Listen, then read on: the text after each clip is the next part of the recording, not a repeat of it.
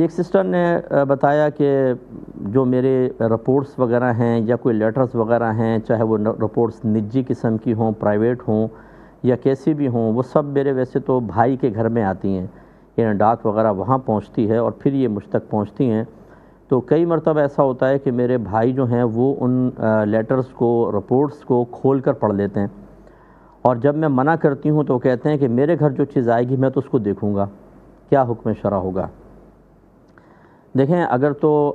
جیسے کہ آپ کے بیان سے ظاہر ہے کہ آپ نہیں چاہتی کہ آپ کی ان رپورٹس کے اوپر یا کوئی جو لیٹرز ہیں ان کے اوپر کوئی اور مطلع ہو، تو اب یہ کوئی قاعدہ قانون نہیں ہے کہ جی میرے گھر کسی کا خط آتا ہے تو میں پڑھ لوں گا، میرے پاس رپورٹ پہنچتی ہیں تو مجھے حق حاصل ہو گیا کہ میں کسی کی پرائیویسی میں مداخلت کا حق رکھنے شروع ہو جاؤں گا۔ ایسا نہیں ہوتا ہے۔ اگر اجازت کے بغیر آپ کے بھائی ان کو کھول کے پڑھیں گے تو گناہ گار ہوں گے، اور بہت بیسٹ ہے کہ آپ ان کے گھر پہ نہ منگائیں، آپ کہیں اور منگا لیں۔ اور اگر کوئی مجبوری ہے ایسی تو بہرحال بھائی اس وقت خطا پر ہیں، گناہ گار ہیں، ان کو شرعی حق نہیں ہے کہ وہ کسی کی اس طرح رپورٹس یا کوئی بھی چیز ان کی اجازت کے بغیر کھول کے پڑھیں، ایسا کرنا گناہ ہوتا ہے۔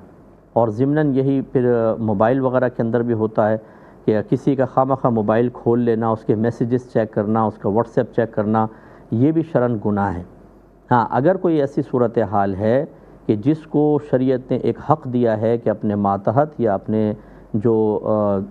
اس کی کفالت میں ہیں ان کی اصلاح اور تربیت مقصود ہے، ایسی صورت میں تھوڑی بہت گنجائش ہو سکتی ہے۔ جیسے ماں باپ ہیں، مثال کے طور پہ بچی پہ کچھ شک ہوا کہ شاید خدا نخواستہ یہ غلط ایکٹیویٹیز میں تو نہیں ہے، ایسے بیٹے کے اوپر ہوا اور انہوں نے اس وجہ سے چیک کیا کہ اگر کوئی غلط کام کر رہا ہوگا تو ہم اس کو روک سکیں گے۔